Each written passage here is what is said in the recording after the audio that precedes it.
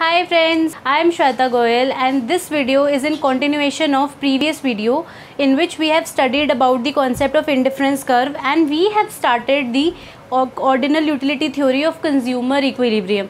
So let's continue that.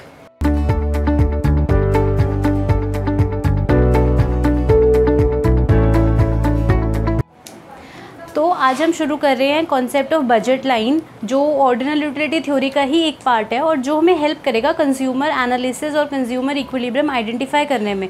तो अब budget line, जब कोई एक नई टर्म आई है तो सबसे पहले उसकी डेफिनेशन देख लेते हैं। Actually budget line is like your income line. जैसे हर महीने की शुरुआत में मेरे पास कुछ इनकम आती है, कुछ सैलरी आती है, उस सैलरी से मेरे को पूरे मंथ का अपना बजट प्लान करना होता है कि मैं कैसे खर्चा करूँगी और मेरे कहाँ से क्या रिसोर्सेज आएंगे, सब कुछ प्लानिंग होती है। तो ऐसे ही बजट लाइन होती है। बजट लाइन का मतलब क्या हुआ कि मेरे को प्लान करनी है सारी चीज़ें कि मैं कैसे खर्चा करूँगी। ये एक तरीके से मेरे ऊपर लिमिट है। अब जो आईसीज थे वो वहाँ पे एक्चुअली कॉन्सेप्ट था कि मेरा आईसी जो है वो मेरी कितनी डिज़ायर्स हैं, मेरी कितनी विशेज़ हैं, that can be unlimited. Obviously मैं चाहूँगी मुझे ये भी मिल जाए, ये भी मिल जाए, ये भी मिल जाए, ये भी मिल जाए, लेकिन मुझे सब कुछ नहीं मिलता क्योंकि मेरे ऊपर एक कंस्ट्रेंट है जिसे हम बोलते हैं बजट लाइन या जिसे हम बोलते हैं हमारी income.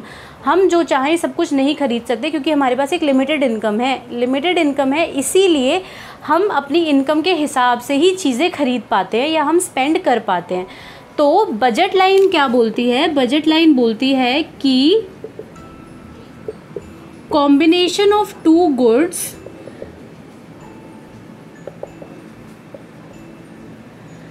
that can be purchased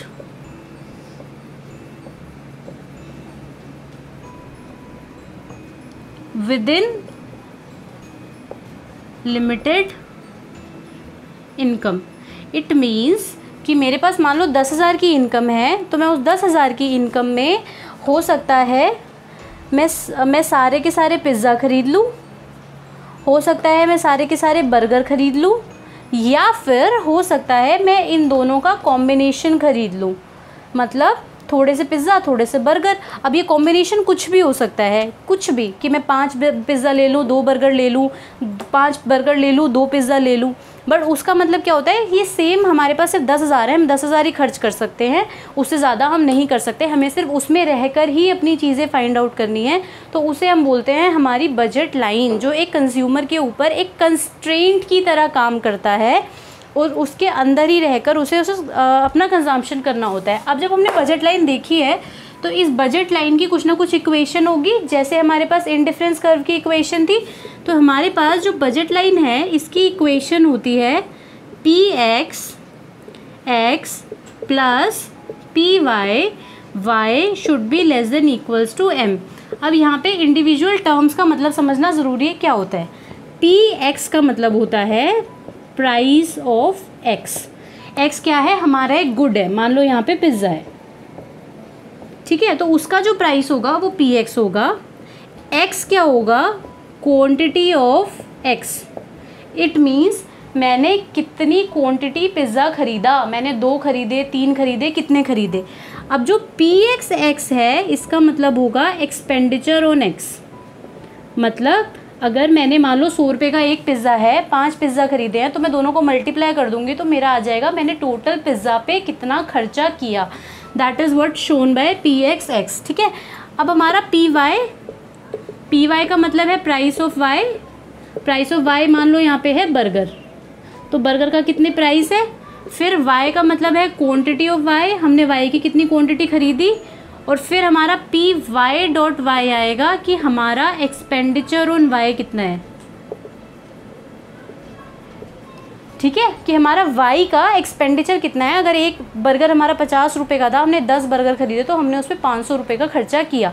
ये शो करता है। तो it means expenditure on X, expenditure on pizza plus expenditure on Y, expenditure on burger should be less than equals to your money income. Money income shown by M.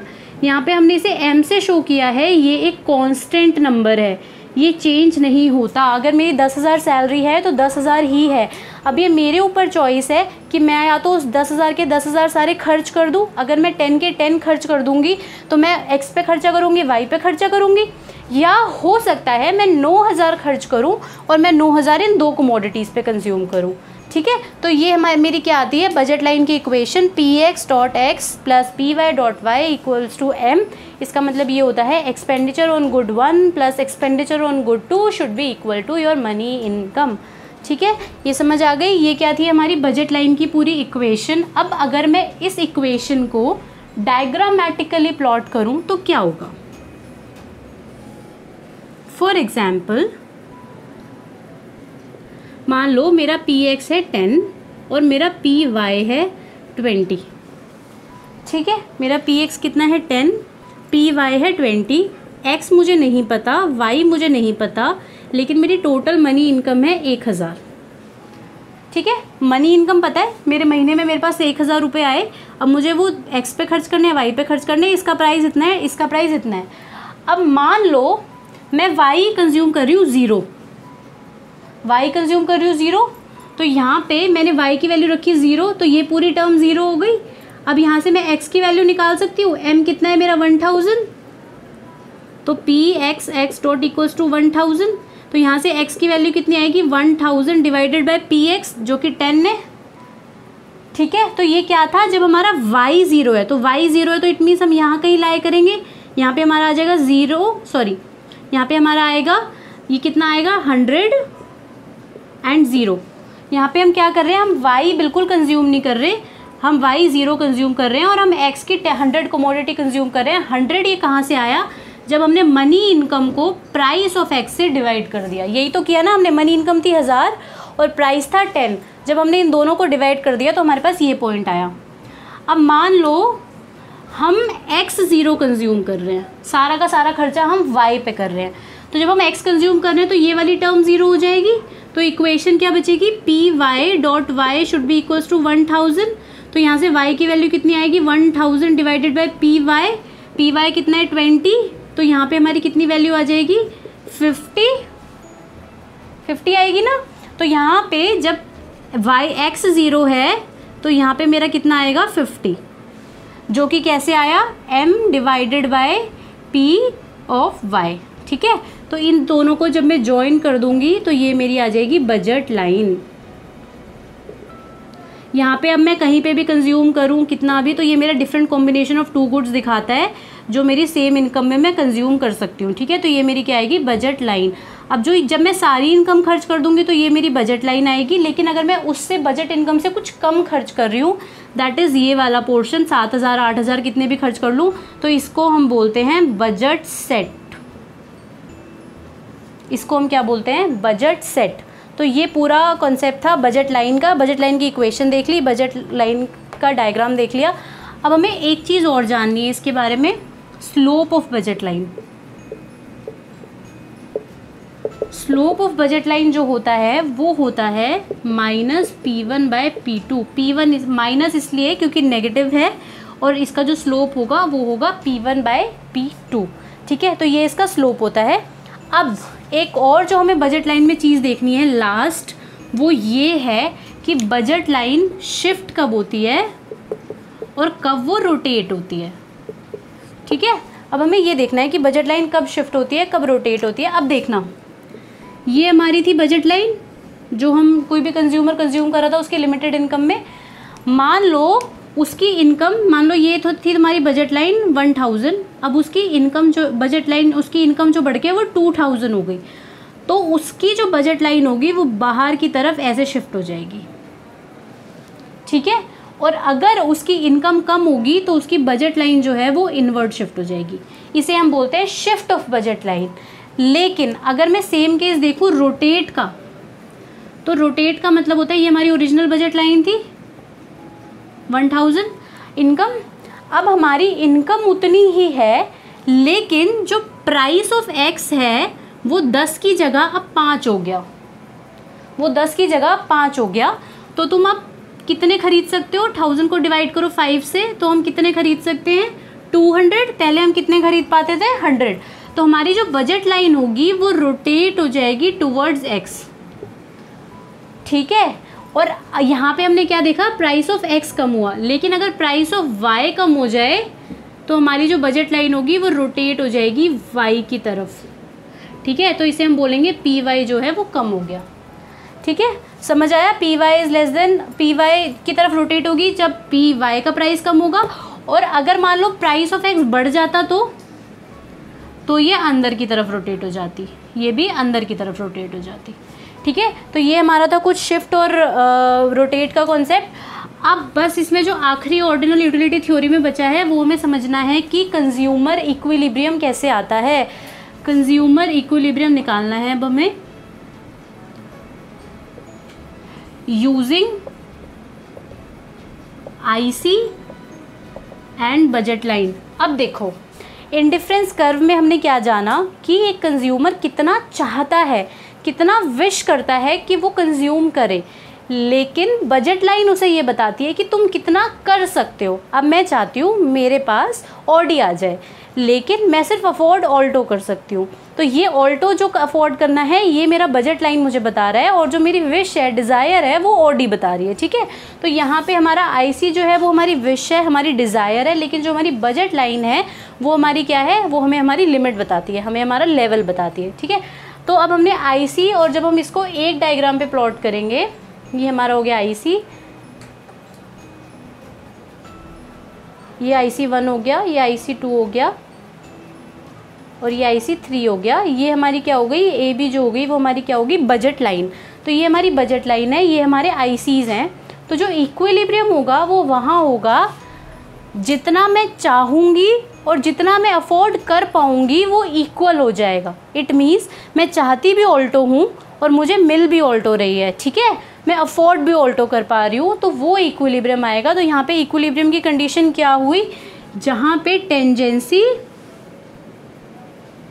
Between IC and budget line. इसका सीधा सीधा मतलब क्या होता है, tangency का मतलब होता है जहाँ पे slope of budget line should be equals to slope of indifference curve. ये कंडीशन सेटिस्फाई हो जाएगी, वहाँ पे हमारा इक्विलिब्रियम आ जाएगा। तो यहाँ पे हमारी क्या, एट पॉइंट ए, तो ऊपर बजट लाइन का पॉइंट है, मान लो ई है ये, तो हमारा एट पॉइंट ई पे ये कंडीशन सेटिस्फाई हो रही है, तो हमारा ये कंज्यूमर इक्विलिब्रियम आएगा। तो हमारा कंज्यूमर को मैक्सिमम सेटिस्फैक्शन जब मिलेगा जब उसकी चाहने की और अफोर्ड करने की लिमिट जो होगी वो सेम हो जाएगी।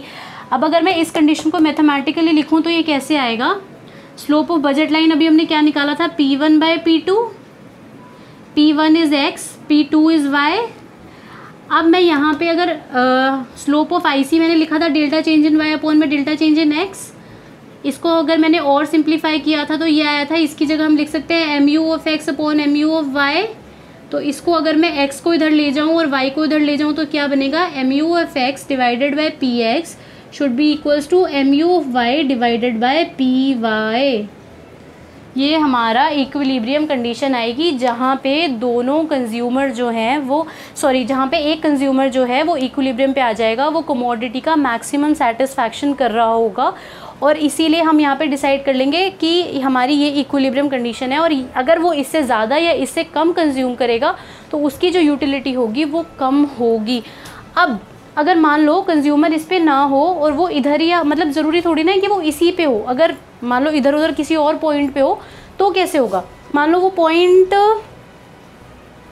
ये एक G पॉइंट है, वो यहाँ लाई कर रहा है, ठीक है, वो G पॉइंट पे लाई कर रहा है, तो यहाँ क्या दिक्कत होगी, वो G पे क्यों सस्टेन नहीं कर पाएगा, क्योंकि यहाँ पे भी तो दोनों बजट लाइन और वो इक्वल हैं। तो यहाँ क्या दिक्कत है, यहाँ पे दिक्कत है कि यहाँ पे देखो जो स्लोप ऑफ IC है, स्लोप ऑफ IC है ये, और ये स्लोप ऑफ बजट लाइन है, तो जो स्लोप ऑफ IC है वो ज़्यादा है स्लोप ऑफ बजट लाइन के, ठीक है। तो यहाँ पे इसका मतलब क्या है, मैं जो चाहती हूँ वो ज़्यादा है एज़ कम्पेयर टू मेरी बजट लाइन जो मैं अफोर्ड कर सकती हूँ, ठीक है। तो यहाँ पे क्या होगा, ये हमारा इक्विलिब्रियम नहीं आ सकता, यहाँ पे मैं नहीं रुकूँगी, अभी मैं और ज़्यादा कंज्यूम करने की कोशिश करूँगी।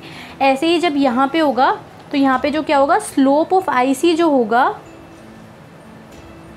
वो कम हो जाएगा स्लोप ऑफ बजट लाइन के, और जैसे ही ये कम होगा तो यहाँ पे मैं यहाँ पे भी कंज्यूम नहीं करूँगी, क्योंकि यहाँ पे मेरी स्लोप की इक्विलिब्रियम कंडीशन अचीव नहीं होगी। यहाँ पे जो मेरा सेटिस्फैक्शन होगा, इसका मतलब क्या होगा, देखो स्लोप क्या शो करता है, MRS का स्लोप शो करता है कि मैं x के लिए कितना y सेक्रीफाइस कर सकती हूँ, और slope of budget line show करता है कि उस सेक्रीफाइस को करने की कॉस्ट क्या है। ठीक है, तो अब यहाँ पे जब हम यहाँ थे तो यहाँ पे रहने का मतलब है कि जो मैं बजट लाइन, जो मैं सेक्रीफाइस कर सकती हूँ वो भी ज़्यादा है उसकी कॉस्ट से। ठीक है, अभी मुझे उसकी कॉस्ट कम है लेकिन मैं ज़्यादा सेक्रीफाइस कर सकती हूँ, तो एक तरीके से ये मुझे गेन है, तो मैं यहाँ नहीं रुकूंगी, तो मैं अभी x का कंजम्पशन क्या करूँगी, बढ़ाऊंगी और y का कम करूँगी। लेकिन जब मैं यहाँ पे आ जाऊँगी, जब IC का स्लोप कम हो जाएगा और बजट लाइन का ज़्यादा हो जाएगा, इट मीन्स सेक्रीफाइस करने की कॉस्ट बहुत ज़्यादा है, तो इट मीन्स मैं यहाँ पे सेक्रीफाइस नहीं करूँगी और मैं यहाँ पे x का कंजम्पशन जो है वो कम करना शुरू करूँगी। जैसे ही मैं कम करूँगी, अल्टीमेटली मैं इस पॉइंट पे आके रुकूँगी और ये हमारी इक्विलिब्रियम कंडीशन आएगी कंज्यूमर इक्विलिब्रियम की। ठीक है, तो हम बजट लाइन पढ़ चुके हैं। बजट लाइन क्या थी हमने देख लिया, और बजट लाइन की इक्वेशन क्या थी, PX plus PY should be less than equals to money income. फिर हमने शिफ्ट और रोटेट देख लिया। शिफ्ट होता है जब हमारी इनकम बढ़ जाती है या कम हो जाती है, और रोटेट होता है जब हमारा प्राइस ऑफ X या प्राइस ऑफ Y बढ़ या कम हो जाता है। और फिर हमने कंज्यूमर इक्विलिब्रियम देखा। कंज्यूमर इक्विलिब्रियम का मतलब होता है जहाँ पे IC और बजट लाइन जो होते हैं वो टेंजेंट हो जाते हैं। टेंजेंट होने की कंडीशन होती है MUX/PX should be equals to MUY/PY। तो ये कंज्यूमर इक्विलिब्रियम का पूरा कंसेप्ट था। So have a nice day, bye.